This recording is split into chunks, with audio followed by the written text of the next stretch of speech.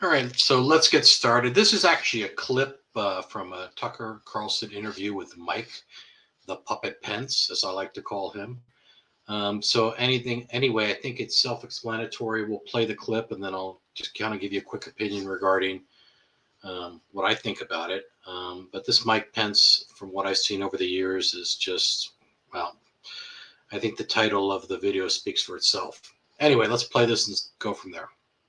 I'm sorry, Mr. Vice President. Have you? I know you're running for president. You are distressed that the Ukrainians don't have enough American tanks.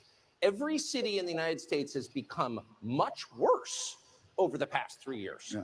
Drive around. There's not one city that's gotten better in the United States, and it's visible. Our economy has degraded.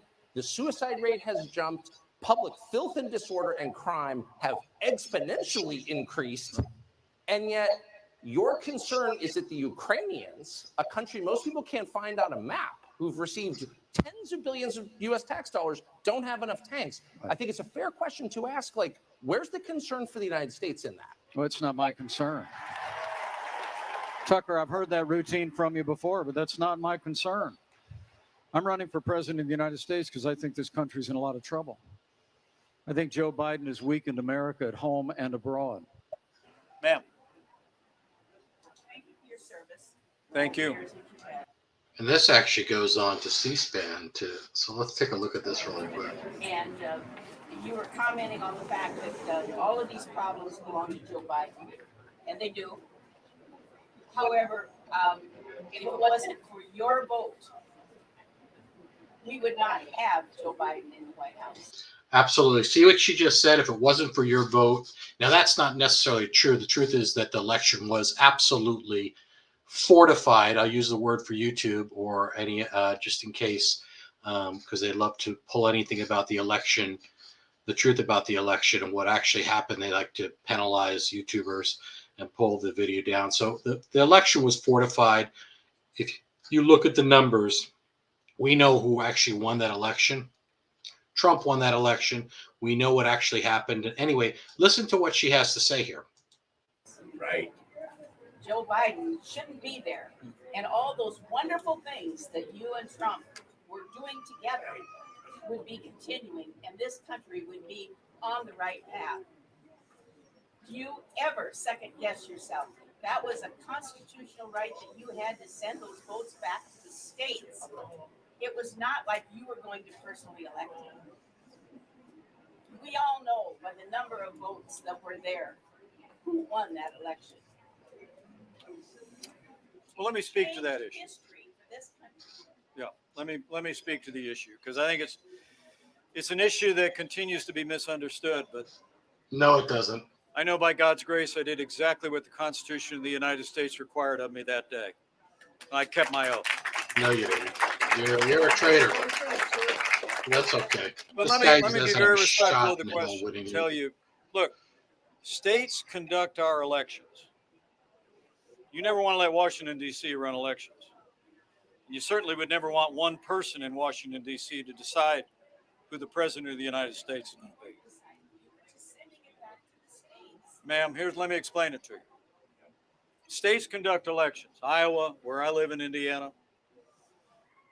And after there were questions in a half a dozen or so states, we had reviews of the results, 60 different lawsuits that went to the courts. Where there are questions, there's two ways that they're reviewed.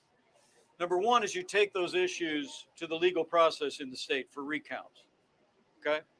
Secondly, you take them to the courts, which we did very aggressively. Now, there were voting irregularities that took place. You had a half a dozen states that changed the rules in the name of COVID. Okay, but see, there you go. We had irregularities. That is code word for we had election fraud, massive election fraud, and even multiple states that had changed the voting laws, which they did not have the right to do based on COVID. And we won't get into COVID, but that's another, very tricky topic here. But again, this guy knows the truth. He knows what actually happened, but being the puppet that he is, he's going to do what the system wants him to do. He's done very well for himself being a puppet of the system, of the Luciferian system and the deep state. Mike Pence is a puppet. But the courts upheld those changes in virtually every instance, and in every instance where they would have had any impact whatsoever. Of course they did, because the court systems are corrupt. I can go over multiple court rulings that are absolutely corrupt and went against the evidence. The people in power, federal judges and state judges, are not going to go against the system. You know why? Because they'll remove them. They'll get rid of them. Absolutely. Many of these are liberal judges anyway. So again, they're not going to go against the system. Everybody believes that the court system is beyond reproach, and it's not. There is a tremendous amount of corruption in the court system, just like the media, just like the government, just like the FBI. Anyway, let's finish up this video and see what. At the end of the day, when Iowa certified your results and sent them to Washington, D.C., when Indiana certified our results, the Constitution of the United States in Article 2 says the job of the vice president is to serve as the presiding officer of a joint session where you open and count the votes. Don't take my word for it. Go read the Constitution. Not really. I say this with great affection and respect. The Constitution is very clear. My job was to oversee a session of Congress where objections could be heard, and I made sure that objections would be recognized. So we would hear whatever evidence or whether debate there was, but the Constitution says you open and count the votes, no more, no less. The Constitution affords no authority for the vice president or anyone else to reject votes or return votes to the states. Never been done before, should never be done in the future. I'm sorry, ma'am, but that's actually what the Constitution says.